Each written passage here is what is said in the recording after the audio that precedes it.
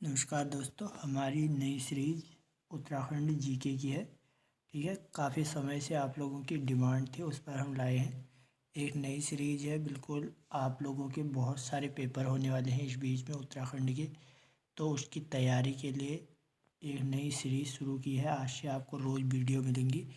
तो हम शुरू करते हैं, ज़्यादा समय नहीं लेते हैं। सारे क्वेश्चन इम्पोर्टेंट हैं जो लगातार पेपर में आ रहे हैं। पहला क्वेश्चन है हमारे पास, उत्तराखंड में काचुला खर्क क्या है। आपके ऑप्शन है जड़ी बूटी शोध केंद्र, सॉफ्टवेयर केंद्र, कस्तूरी मृग संरक्षण एवं प्रजनन केंद्र, या इनमें से कोई नहीं। चार ऑप्शन दिए गए हैं। ठीक है, आपको जो भी क्वेश्चन आते हैं आप उसका आंसर कमेंट बॉक्स में अवश्य बताइए, क्योंकि उससे क्या होता है कि आप लोगों का रिवीजन होते रहता है। ठीक है, इसका राइट आंसर है ऑप्शन नंबर थर्ड, कस्तूरी मृग प्रजनन एवं संरक्षण केंद्र। क्या है? उत्तराखंड में कांचुलाखर क्या है? कस्तूरी मृग प्रजनन एवं संरक्षण केंद्र। अगला क्वेश्चन है हमारे पास, क्वेश्चन नंबर सेकेंड है, उत्तराखंड उच्च न्यायालय कहाँ पर स्थित है।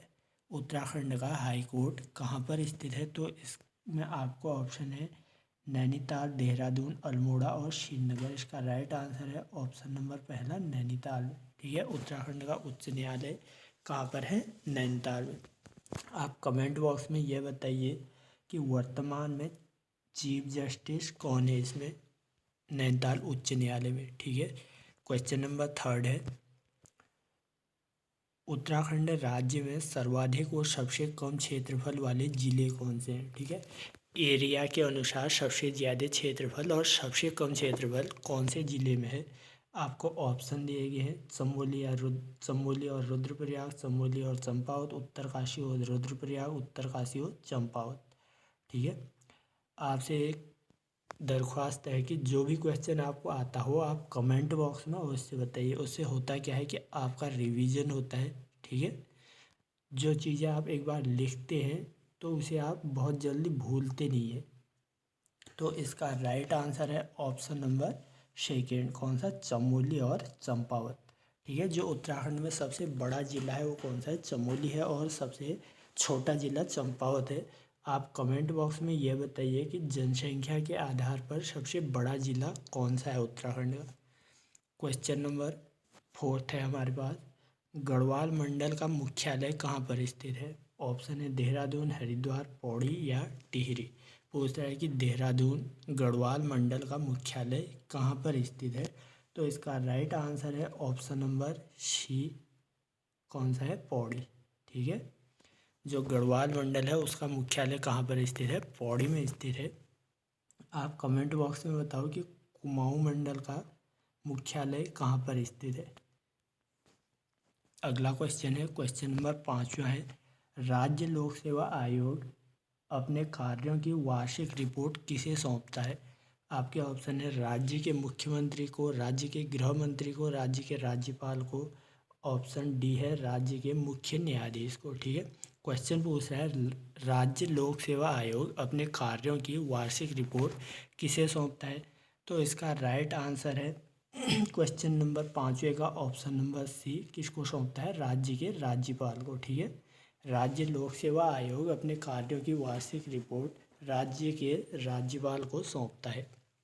क्वेश्चन नंबर छठा है हमारे पास, गढ़ केसरी के नाम से किस स्वतंत्रता सेनानी को जाना जाता है। One of the most important question है, गढ़ केसरी के नाम से किस स्वतंत्रता सेनानी को जाना जाता है। आपके पास ऑप्शन है गुमानी पंत, बद्रीदत्त जोशी, अनसुया प्रसाद बहुगुणा या इंद्रमणि बड़ौनी। ठीक है, जितने भी ऑप्शन में नाम दिए गए हैं चारों नाम इम्पोर्टेंट है। यहाँ पर आपको जिसके भी बारे में जो भी चीज़ पता है आप कमेंट बॉक्स में ज़रूर अवश्य लिखिए, क्योंकि इससे होता क्या है कि आपके पास जो भी नॉलेज है उसका रिवाइज होता है और वो चीज़ें आपके ब्रेन में परमानेंट बनी रहती है। ठीक है, इससे भूलने की संभावना बहुत कम होती है, आपका रिवाइज लगातार होते रहता है। तो इसका राइट आंसर है ऑप्शन नंबर थर्ड, अनसुया प्रसाद बहुगुणा। ठीक है, पूछ रहा है कि गढ़ केसरी के नाम से किस स्वतंत्रता सेनानी को जाना जाता है। तो इसका राइट आंसर है अनसुया प्रसाद बहुगुणा। अगला क्वेश्चन है, क्वेश्चन नंबर सातवां है हमारे पास, क्वेश्चन नंबर 7 है, देहरादून में प्रजामंडल की स्थापना किस उद्देश्य से की गई थी? ऑप्शन है जनता को टिहरी राज्य कुशासन से मुक्त करना, ब्रिटिश शासन से स्वतंत्रता पाना, गोरखा शासन से स्वतंत्रता पाना। ऑप्शन डी है जनता को समाज सुधार हेतु संगठित करना।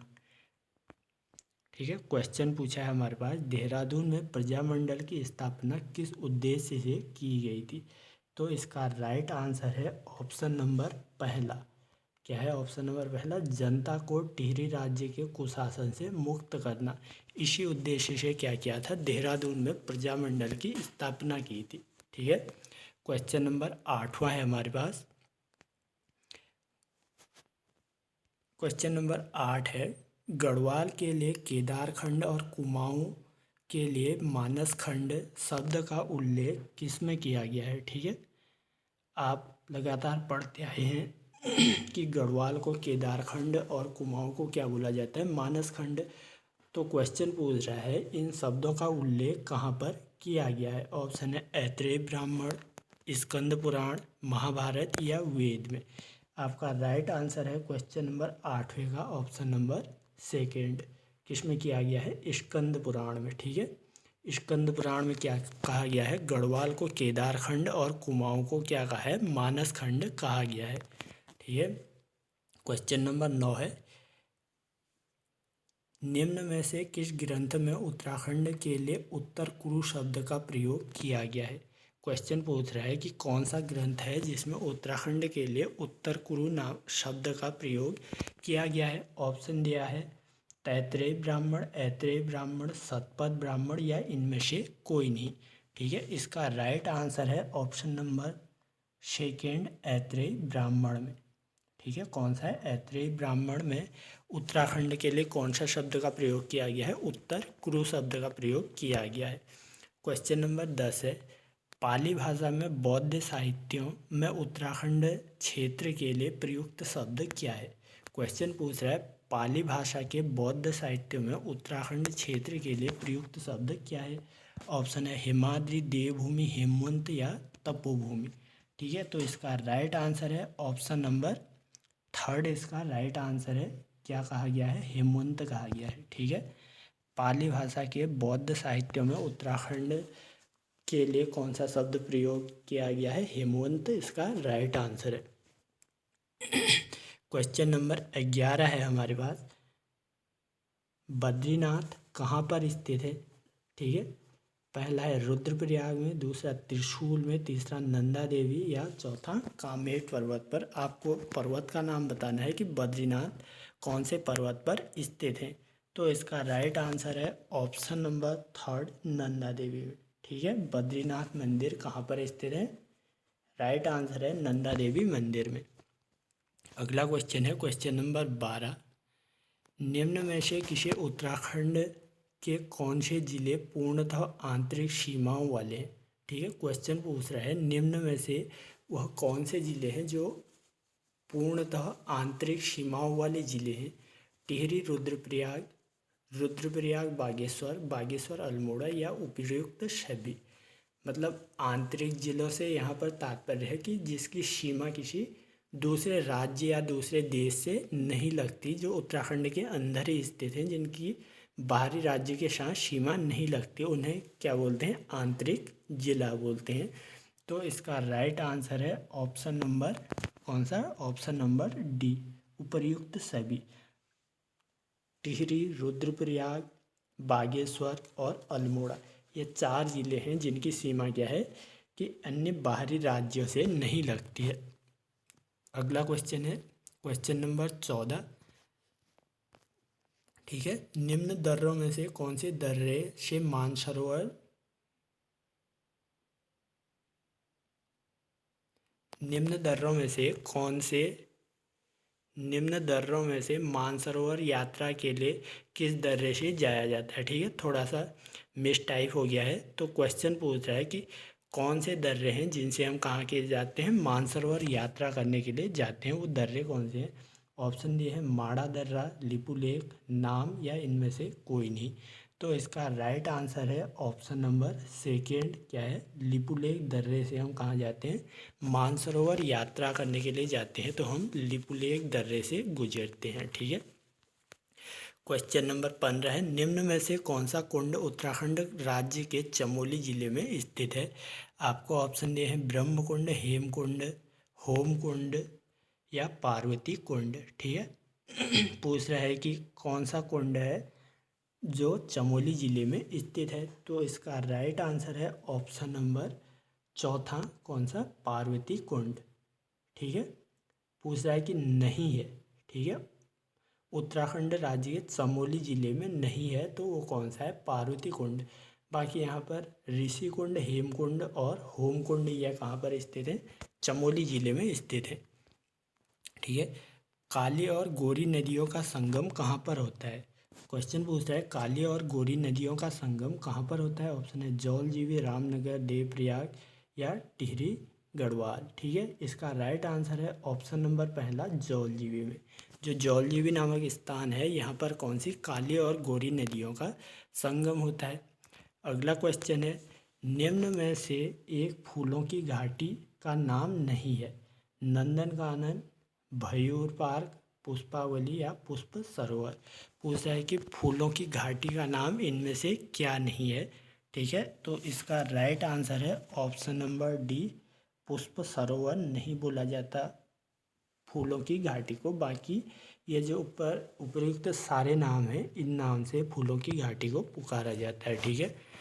अगला क्वेश्चन है क्वेश्चन नंबर 18, वृक्षों पर रक्षा सूत्र बांधकर उनकी रक्षा का संकल्प लेने संबंधी आंदोलन 1994 में कहाँ पर शुरू हुआ था। ठीक है। आपके ऑप्शन है चमोली, टिहरी, उत्तरकाशी या पौड़ी में। प्रश्न पूछ रहा है वृक्षों पर रक्षा सूत्र बांधकर उनकी रक्षा का संकल्प लेने संबंधी आंदोलन 1994 में कहाँ पर शुरू हुआ था। ठीक है। इसी आंदोलन को अन्य नाम रक्षा सूत्र आंदोलन के नाम से भी जाना जाता है। तो इसका राइट आंसर है ऑप्शन नंबर सेकेंड, टिहरी से। ठीक है। रक्षा सूत्र आंदोलन 1994 में कहाँ से शुरू हुआ था, तो वह टिहरी गढ़वाल से शुरू हुआ था। ठीक है। अगला क्वेश्चन है क्वेश्चन नंबर 19 है, निम्न वन्य जीव विहार और उसकी स्थापना वर्ष में कौन सुमेलित नहीं है। ठीक है। जो कुछ वन्य जीव विहार हैं जिनकी स्थापना के वर्ष और उनके नाम दिए गए हैं, पूछ रहा है कि इनमें से कौन सुमेलित नहीं है। गोविंद 1955, केदार 1972, अस्कोट 1986, नंदौर 2012। ठीक है। तो इसका राइट आंसर है क्वेश्चन नंबर 19वें का ऑप्शन नंबर डी। यह क्या है, यह सुमेलित नहीं है। ठीक है, मतलब गलत आंसर दिया है इसका। जो गोविंद नेशनल पार्क है 1955, केदार 1972 और अस्कोट 1986 में इनकी क्या हुई, स्थापना की गई थी। अगला क्वेश्चन है क्वेश्चन नंबर 20 है, निम्न में से ऊपरी गंगा नहर का उद्भव स्थान कौन सा है। ठीक है। ऊपरी गंगा नहर जो उत्तराखंड की सबसे प्राचीन नहर है, इसका पूछ रहा है कि उद्गम स्थान कहाँ पर से है। ऑप्शन है हरिद्वार, कालागढ़, कर्णप्रयाग या टिहरी। ठीक है, तो इसका राइट आंसर है ऑप्शन नंबर पहला, हरिद्वार। ऊपरी गंगा नहर कहाँ से निकलती है, हरिद्वार से इसका उद्गम स्थान है। ठीक है। अगला क्वेश्चन है क्वेश्चन नंबर 21, जाह्नवी नदी का संबंध निम्न में से किस नदी से है। जाह्नवी नदी का संबंध निम्न में से किस नदी से है। काली गंगा, रामगंगा, अलकानंदा या भागीरथी से। ठीक है। 21 का राइट आंसर है आपका ऑप्शन नंबर डी, किससे, भागीरथी से संबंधित है कौन सी, जाह्नवी नदी। अगला क्वेश्चन है question number 22, Jim Corbett park Uttarakhand के किस जिले में स्थित है। जिम कॉर्बेट पार्क उत्तराखंड के किस जिले में स्थित है। ऑप्शन है नैनीताल, पौड़ी, अल्मोड़ा या ऑप्शन ए और बी दोनों। तो इसका राइट आंसर है ऑप्शन नंबर डी, ए और बी दोनों। ठीक है। जो जिम कॉर्बेट पार्क है वो नैनीताल और पौड़ी में स्थित है। मेन इसे नैनीताल में ही समझा जाता है, वैसे क्षेत्रफल के हिसाब से देखें तो इसका अधिकांश हिस्सा कहाँ पर है, पौड़ी में स्थित है। ठीक है। लेकिन ज़्यादातर पूछा जाता है कि जिम कॉर्बेट पार्क कहाँ पर है, तो इसका राइट आंसर नैनीताल ही आता है। अगर पर्टिकुलर एक ज़िले को दे, अगर दोनों दे तो वो सही है कि दोनों ज़िलों के अंदर आता है, ठीक है। एक क्वेश्चन और पूछा जाता है कि जिम कॉर्बेट पार्क के प्रवेश द्वार को क्या बोला जाता है, तो प्रवेश द्वार कहाँ पर है, तो इसका राइट आंसर है ढिकाला में, ठीक है। जो जिम कॉर्बेट नेशनल पार्क है, इसकी स्थापना कब हुई थी? 1936 में हुई थी। यह उत्तराखंड ही नहीं बल्कि भारत का पहला नेशनल पार्क था, ठीक है। कौन सा था? फर्स्ट नेशनल पार्क था। इसका प्रथम नाम क्या है? हैली नेशनल पार्क था, ठीक है। जो जिम कॉर्बेट नेशनल पार्क है, इसके बीच में से रामगंगा नदी बहती है, ठीक है। कौन सी नदी बहती है? रामगंगा नदी। अगला क्वेश्चन है, क्वेश्चन नंबर 23 है। उत्तराखंड राज्य में कृषि गणना 2011-12 के अनुसार कृषि जोतों की कुल संख्या कितनी है, ठीक है। 2010-11 के अनुसार पूछ रहा है कि कृषि जोतों की संख्या कुल कितनी है, तो इसका राइट आंसर है ऑप्शन नंबर पहला 9,13,000, ठीक है। 2010-11 के अनुसार कृषि जोतों की संख्या कितनी थी? 9,13,000 थी। अगला क्वेश्चन है, निम्न में से उत्तराखंड के शुद्ध सिंचन क्षमता में सर्वाधिक योगदान किसका है, ठीक है। पूछ रहा है कि उत्तराखंड में शुद्ध तरीके से सिंचित क्षेत्र में सर्वाधिक योगदान किसका है। आपको ऑप्शन दिए हैं नहरों, नलकूपों, तालाबों या कूपों का, ठीक है। 4 ऑप्शन दिए गए हैं और पूछ रहा है कि इनमें से किससे सर्वाधिक योगदान मिलता है कृषि योग्य भूमि को सींचने में, ठीक है। तो इसका राइट आंसर है ऑप्शन नंबर सेकेंड, किससे? नलकूपों के द्वारा सर्वाधिक भूमि को उत्तराखंड में क्या किया जाता है? सिंचित किया जाता है। अगला क्वेश्चन है, चितई मंदिर उत्तराखंड के किस शहर में स्थित है, ठीक है। चितई गोलजी मंदिर उत्तराखंड के किस शहर में स्थित है? ऑप्शन है नैनीताल, चंपावत, अल्मोड़ा, बागेश्वर, ठीक है। इसका राइट आंसर है ऑप्शन नंबर थर्ड, अल्मोड़ा में। चितई मंदिर कहाँ पर स्थित है? अल्मोड़ा में स्थित है। अगला क्वेश्चन है, उत्तराखंड के कौन से मेले काली और गोरी नदी के संगम पर लगते हैं, ठीक है। वह कौन सा मेला है जो कहाँ पर लगता है? उत्तराखंड में काली और गोरी के संगम पर लगता है। ऑप्शन है जौलजीबी, उत्तरायणी मेला, बग्वाल मेला या गिंदी मेला। इसका राइट आंसर है जो ऑप्शन सी है, बग्वाल मेला। यह कहाँ पर लगता है? चंपावत में लगता है, ठीक है। यह कब लगता है? रक्षाबंधन के अवसर पर। उत्तरायणी मेला यह कहाँ पर लगता है? बागेश्वर में लगता है। और जौलजीबी मेला भी कहाँ पर लगता है? बागेश्वर में। यहीं पर क्या होता है? काली और गोरी नदियों का संगम भी होता है, ठीक है। क्वेश्चन पूछा था काली और गोरी नदी के संगम पर कौन सा मेला लगता है, तो इसका राइट आंसर है जौलजीबी मेला। अगला क्वेश्चन है, वर्ष 2011 के अनुसार उत्तराखंड के किस जनपद में सर्वाधिक जनसंख्या निवास करती थी, ठीक है। जो वर्ष 2011-12 में जनगणना हुई उसके अनुसार उत्तराखंड के किस जिले में सर्वाधिक जनसंख्या थी? ऑप्शन है अल्मोड़ा, देहरादून, हरिद्वार, उधम सिंह नगर, ठीक है। तो इसका राइट आंसर है ऑप्शन नंबर थर्ड, हरिद्वार, ठीक है।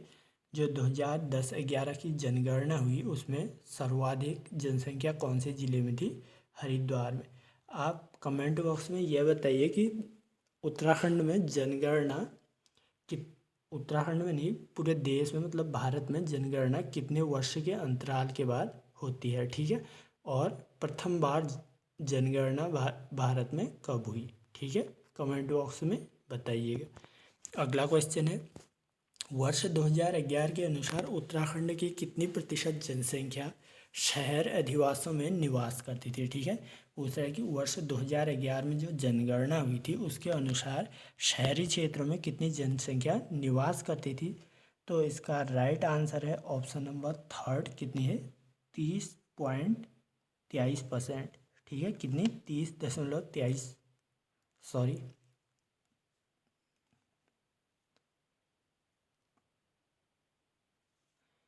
कितनी है? 30.23% कहाँ पर? गाँव में, शहरों में निवास करती थी। यहाँ पर वर्ष 2011 के ही आंकड़े इसलिए दिए जा रहे हैं क्योंकि वर्ष 2011 के बाद अभी जनगणना हुई नहीं है। ठीक है, सर्वे चल रहे हैं। ठीक है, बहुत जल्द उनके आंकड़े हमारे पास आ जाएंगे, लेकिन अभी हमें इसी को बेस मानकर हमसे लगातार यही आंकड़े पूछे जाते हैं कि जब तक नई सर्वे नहीं हो जाती तब तक क्या होगा कि यही आंकड़े हमसे पूछे जाएंगे, इसीलिए इनका रिवाइज करना बहुत ज़रूरी है। क्वेश्चन नंबर 29 है, वर्ष 2011 के अनुसार उत्तराखंड के शहर में आबादी कितनी प्रतिशत की दशकीय वृद्धि दर हुई। ठीक है, किस वृद्धि दर से शहरों में जनसंख्या बढ़ी, यह क्वेश्चन पूछ रहा है। तो इसका राइट आंसर है ऑप्शन नंबर डी, क्या है, 39.94% की दर से। अगला क्वेश्चन है, उत्तराखंड के किन जनपदों में से किस जनपद की जनसंख्या सर्वाधिक है। ठीक है, थोड़ा सा टाइपिंग में मिस्टेक हुई है, तो पूछ रहा है क्वेश्चन, उत्तराखंड निम्न जनपदों में से किस जनपद की जनसंख्या सर्वाधिक है। ऑप्शन ए है देहरादून, बागेश्वर, हरिद्वार, पिथौरागढ़। तो इसका राइट आंसर है ऑप्शन नंबर सेकेंड, बागेश्वर। ठीक है,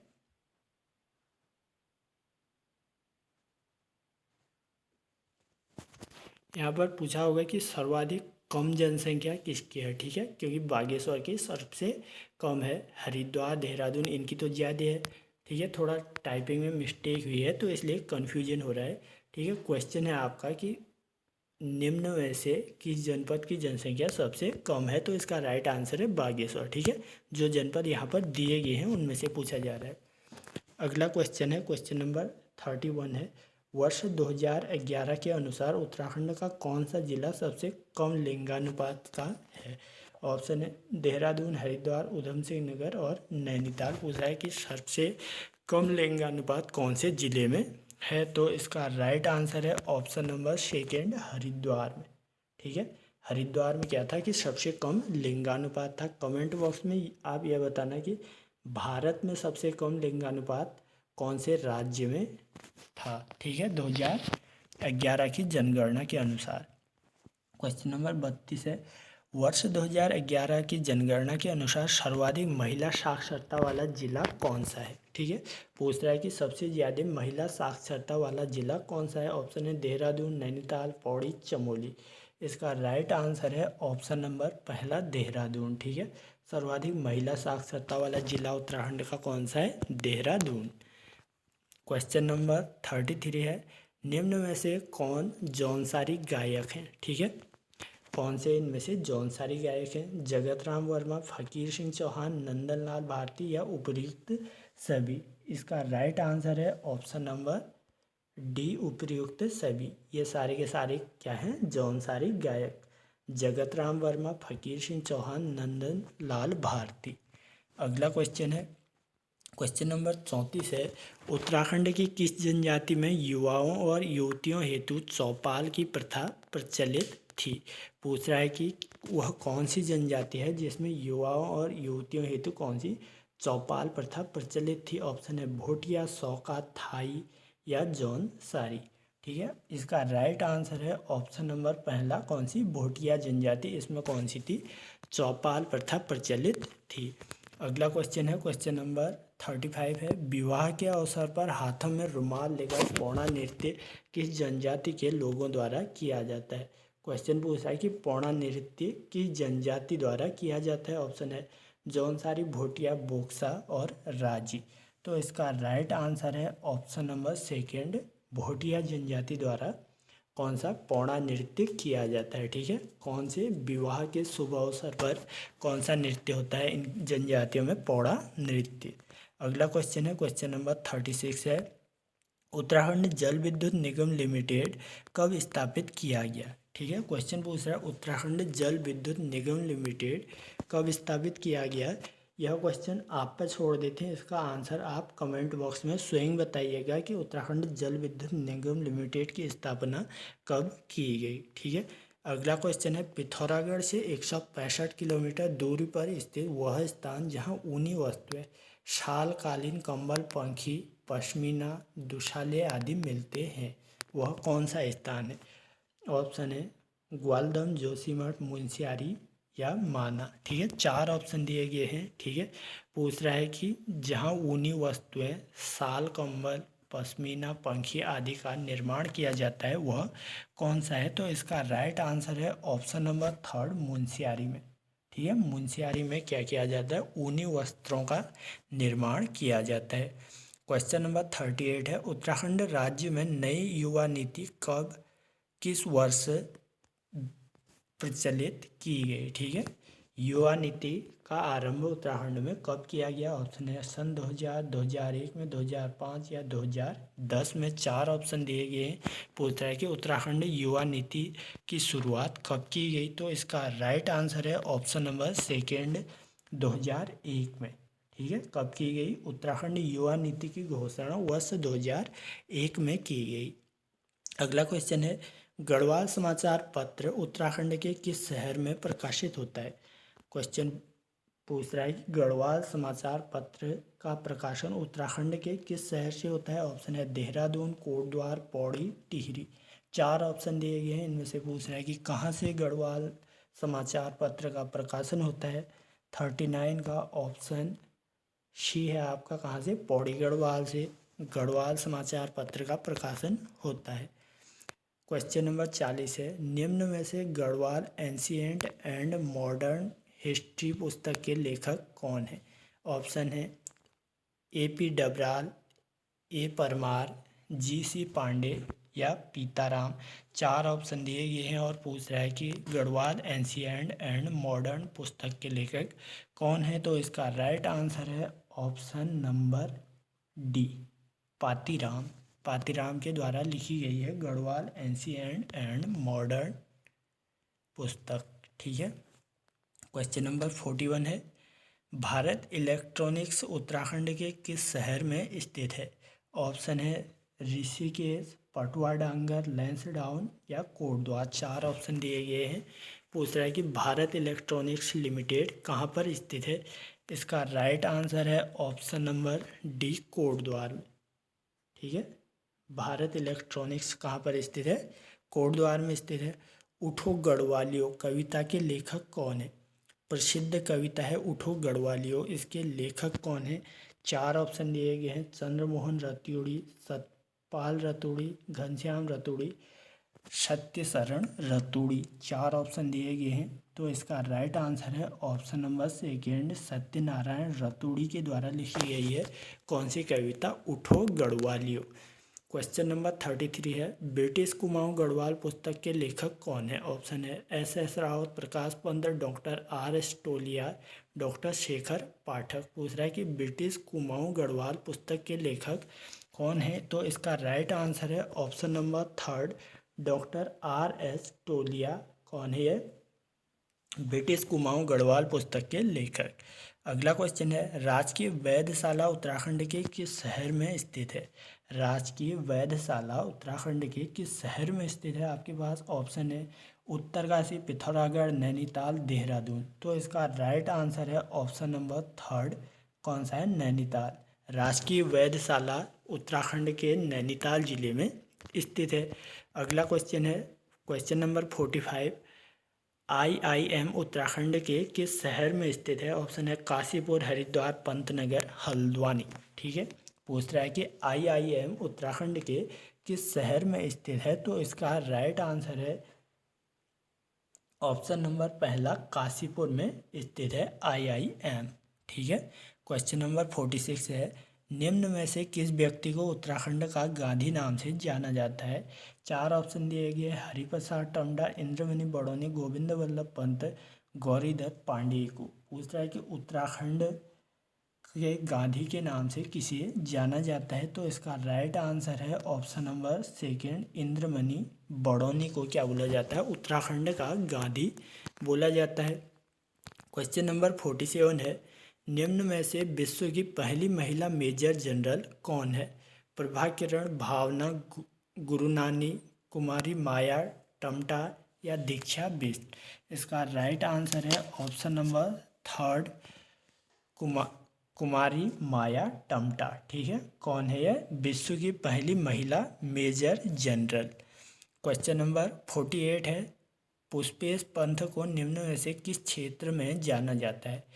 पुष्पेश पंत किस क्षेत्र से संबंधित हैं? राजनेता, वैज्ञानिक, अंतर्राष्ट्रीय मामलों के विशेषज्ञ या गणितज्ञ?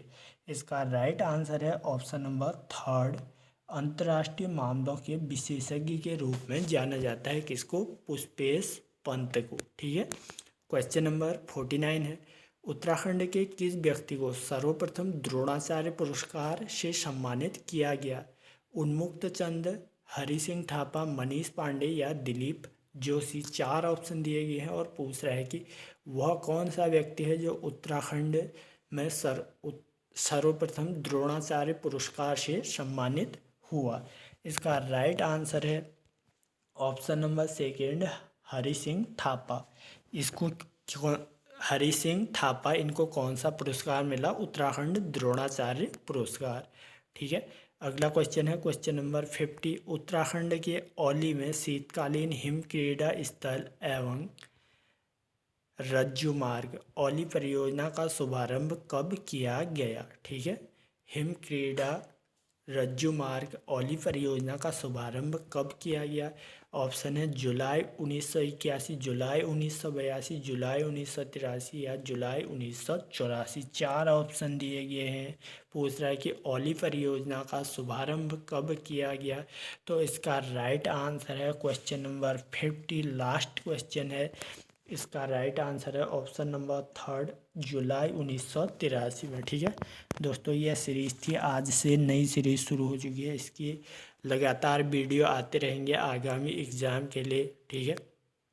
आपके इसके बाद कनिष्क सहायक, उसके बाद लोअर पीसीएस, बहुत सारे आपके एग्ज़ाम होने हैं। उनकी तैयारी के लिए एक नया प्रयास यहाँ से शुरू किया गया है। ठीक है। आशा करता हूँ कि आपको यह वीडियो पसंद आई होगी। इसके बाद इससे बेहतर वीडियो सिलेक्टेड क्वेश्चन लाने का पूरा प्रयास किया जाएगा। तो मिलते हैं आपको एक नए वीडियो में।